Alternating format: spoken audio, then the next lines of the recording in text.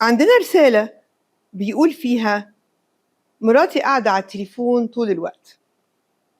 ده خلاني أشك إن في حاجة غلط، وكل ما أكلمها تقولي هو في إيه بس، ما أنا بسلي نفسي. ركزت معاها شوية وخليتها يوم كده مشغولة ومسكت تليفونها، لقيتها عاملة صفحة على الفيسبوك باسم غير اسمها وبتتكلم مع واحد تاني. أنا بجد مش مصدق.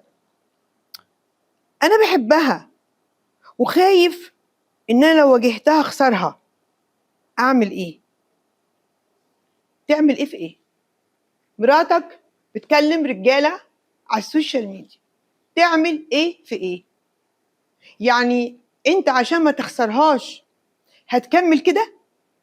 يعني الست دي هتقعد كل يوم تكلم راجل تاني غيرك وأنت عشان ما تخسرهاش مش عايز تتكلم؟ لا طبعا، واجهها.